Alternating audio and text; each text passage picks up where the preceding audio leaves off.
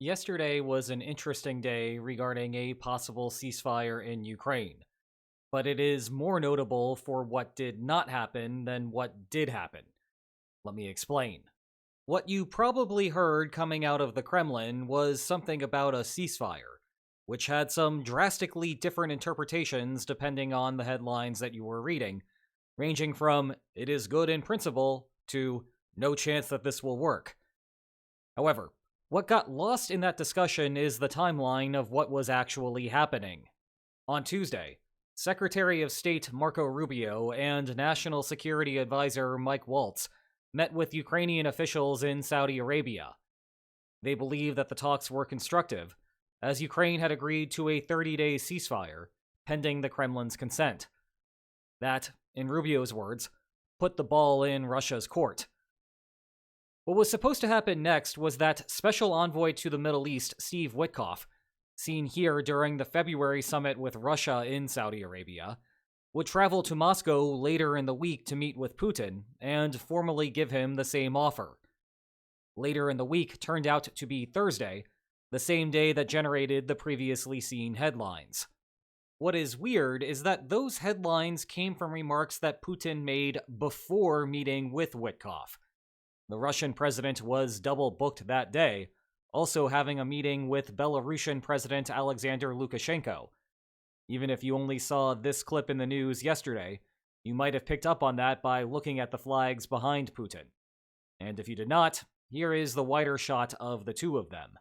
That context is important because, given the timing of events, these statements were not a reflection of any conversation he actually had with Witkoff. We should therefore treat them as standard stately posturing.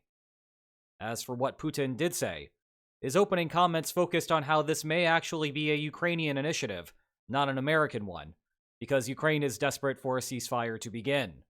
The bulk of Putin's comments then turned to the Kursk region, which we will get back to in a minute. What is weird about all of this is that we did not get a summary of what happened in the meeting between Putin and Witkoff afterward. All that we can presume is that it happened late in the evening, which is often Putin's prime working hours. Instead, what we have is confirmation from Kremlin press secretary Dmitry Peskov that the meeting did happen, if nothing about the contents.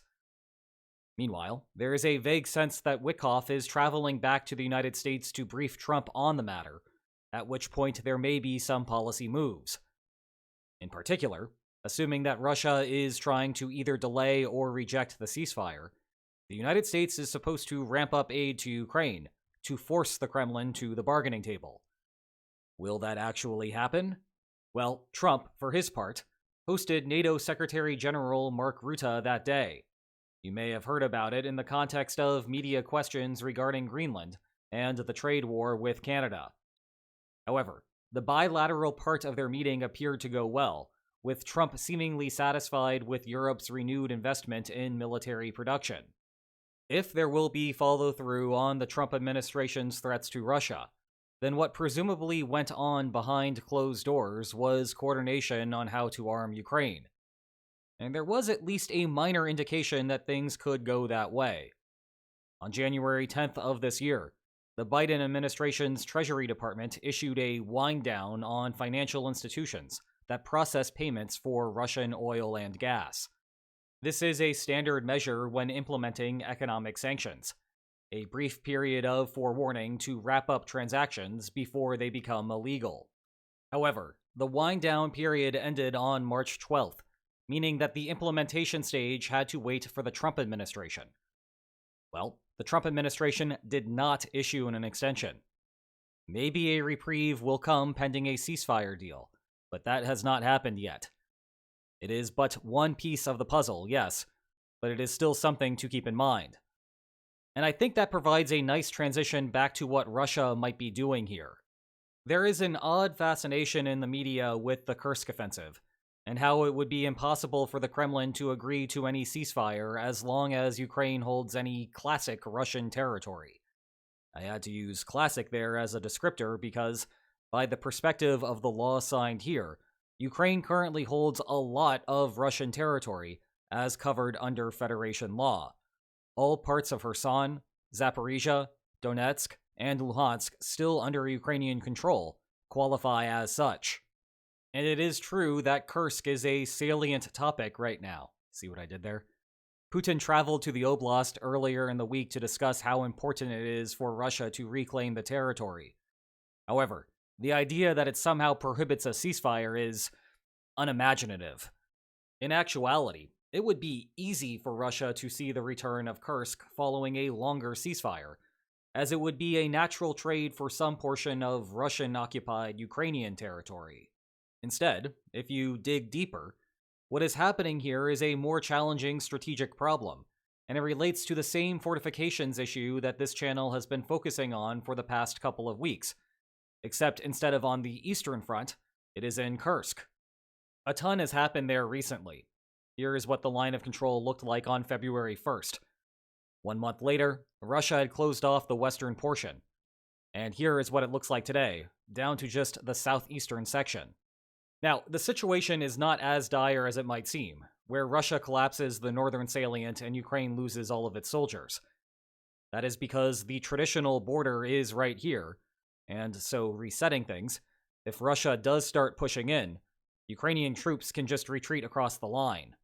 However, it is most definitely bad in the sense that not too long ago, Ukraine held a ton more ground, and even what remains is subject to a rapid loss. In short, Russia has indeed put extra effort into fighting in Kursk, and that effort has translated into results. It did not hurt that a second influx of North Korean troops to the region further tilted the balance of forces away from Ukraine. But actually, it is the possibility of such a rapid loss that takes us back to the bargaining problem as it relates to a ceasefire. Yes, the same one that surfaced during the joint Belarusian press conference. There is no place that Ukraine is more on the ropes right now than in the Kursk region. If you think that entrenchments are a problem in the east, Ukraine's rapid retreat in Kursk means that there is even less to fall back to there. A return to the standard international border is seemingly one punch away. Consequently, Putin's public demand was some sort of assurance that Ukraine would not use the time from a ceasefire to improve its situation in Kursk, among other places. Now, there are two ways to interpret this. One is that the power shift that a ceasefire would bring to Kursk, and Kursk alone, is the only thing that is stopping a ceasefire from happening. To further the boxing metaphor, the Kremlin thinks that it is about to hit the knockout punch in Kursk, and does not want Ukraine to be saved by the bell. The second interpretation is that the Kremlin has a more general strategy here to stall, because the power shifts elsewhere are also significant, and there will be no rapid end to that problem that might arise in Kursk. You could imagine that this gets further stalled out via requests for meetings with Trump, ironing out the specific details, discussions of sanctions relief, and so forth. And then the Kremlin continues to delay until there is some agreement put into place that restricts the fortifications that Ukraine can build during a ceasefire. To be clear, this is a standard protocol built into many settlements. It is actually a textbook problem in crisis bargaining. Literally, there is a chapter on it in here. And it can be welfare improving to include such provisions. In practice here, though, it is not like Ukraine would be unable to build any fortifications. Not if Kyiv negotiated that issue area properly. The restrictions would just ensure that what is implemented does not sway the balance of power too far away from Russia. I know that sounds bad from a Ukrainian perspective, but think about what the alternative is, which is war under the current situation without good fortifications at all. The upshot for Ukraine is that it gets to exploit what fortifications it does build. In contrast, going beyond whatever the upper limit is would instead result in Russia fighting to stop them from being built at all, which would prevent Ukraine from getting any of the benefits of any fortifications. What the Kremlin needs to be worried about here is just how serious Trump is about establishing a ceasefire, full stop, and he does not care about the nuances of building defenses or limitations thereof afterward. One way to interpret the Oval Office meltdown from a couple of weeks ago is that all Trump cares about is a ceasefire. He is so adamant about it that he was willing to kill a mineral deal with the United States' coalition partner in the conflict. Continuing with this theory, The Kremlin should therefore be concerned about what Trump would do to Russia, the US antagonist in the conflict, if the Kremlin does not buckle.